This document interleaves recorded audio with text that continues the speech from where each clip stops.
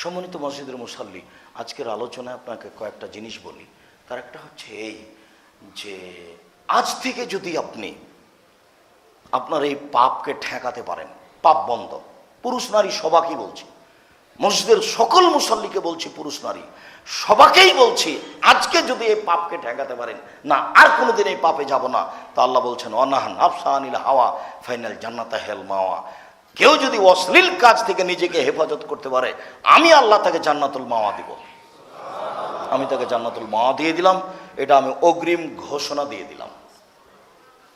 আপনাকে আরেকটা কথা বলি, যে আপনি যদি এই পাপ থেকে নিজেকে হেফাজত করতে পারেন, কেউ যদি বলে যে তুমি এই পাপে আসো, আপনি যদি ওই সময়তে বলেন আমি আল্লাহকে ভয় করি, তাহলে আপনি বিচারের মাঠে বিশেষ ছায়াতলে থাকবেন।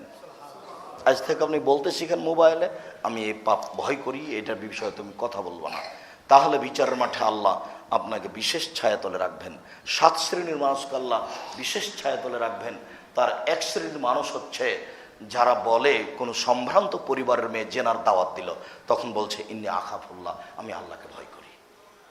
যখনই আল্লাহকে ভয় করি বলল, তখন বিনিময় হয়ে গেল ও বিচারের মাঠে বিশেষ ছায়াতলে থাকবে।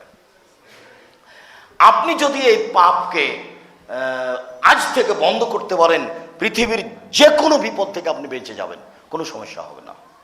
আপনি পাপ বন্ধ করে দেন, কোনো জায়গাতে বিপদে পড়লে আপনি বিপদ থেকে বেঁচে যাবেন, এবং আপনি বলতে পারবেন যে আমি বিপদে পড়েছি, ওই অন্যায় করিনি, তুমি আমাকে বিপদ থেকে বাঁচিয়ে দাও। আপনার খুব ভালোভাবে জানা আছে 3 জন গর্তে আটকা পড়েছিল, রাস্তায় যাচ্ছিল, বৃষ্টি আসলো, বিশাল একটা পাথর মুখের উপরে আসলো, তারা সরাতে পারবে না।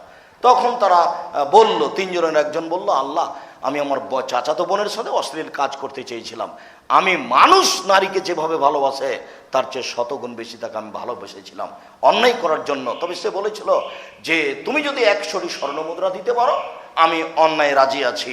হাড় ভাঙা পরিশ্রম করে 100টি স্বর্ণমুদ্রা তার হাতে দিলাম। তারপরে আমি অন্যায় বসলাম, তখন ও আমাকে বলল, আব্দাল্লাহ ইত্তাকিল্লাহ, এ আল্লাহর বান্দা, আল্লাহকে ভয় কর।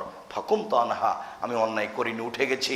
এইটা যদি তোমার সন্তুষ্টির জন্য করে থাকি, তাহলে তুমি আজকে গর্তের মুখ থেকে পাথর সরিয়ে দাও। আল্লাহ বললেন ঠিক আছে, দিলাম। সম্মানিত মসজিদের মুসল্লি, মানুষ যদি 2টা জিনিসের জিম্মেদারি নিতে পারে, অন্যায় লিপ্ত হবে না। 2টা কাজ, 2টা, সেটা হলো মুখ এবং লজ্জায় স্থান। রাসূল সাল্লাল্লাহু আলাইহি ওয়াসাল্লাম বলছেন আমি তার জান্নাতের জিম্মেদারি নিলাম, আমি তাকে জান্নাতে নিয়ে যাব। কিভাবে নিয়ে যাব সেটা আমার ব্যাপার, আমি তাকে জান্নাতে নিয়ে যাব। মসজিদের সকল মুসল্লি, দিনী মহিলা মুসল্লি বোনদেরকে বলছি, দেখেন আমি যতই কড়াভাবে কঠোরভাবে আপনাকে বলি, আপনার সাথে আমার আন্তরিকতার অভাব নেই। আপনার বাসার পাশে আমার বাসা নয় যে আমার ছেলে আপনার বাড়িতে ভাত খাওয়ার পরে পানিটা ছিটিয়ে দিয়েছে, আপনার দেওয়ালটা ভিজিয়ে দিয়েছে, তাই আপনার একটা মন কষাকষি ভাব সৃষ্টি হয়েছে, এটা নয়। আমার ছাগলটা আপনার গাছ খেয়ে নেয়নি, সিম গাছ খেয়ে নেয়নি। আপনার সাথে আমার কোনো দুনিয়াবি দূরত্বের কোনো কারণ নেই, আপনাকে আমি অনেক ভালোবাসি। মাঝে মধ্যে যখন আপনাকে কঠোরভাবে বলি, তখন আপনি এটা কঠোরভাবে ভাববেন না, মনে করবেন যে এটা আমার কল্যাণের জন্য বলেছে। যে কথা আপনাকে যতই তিতা লাগুক, হক কথা আপনাকে তিতা লাগবে, এ কথাই ঠিক। মর্মে আপনাকে বলছি, আপনি আমাদের একজন দিনী বোন, 4টে কাজ যদি করতে পারেন, জান্নাতের সব দরজা খোলা। 4টে কাজ করবেন, জান্নাতের সব দরজা খোলা, যেটাতে ইচ্ছা আপনি ঢুকতে পারবেন।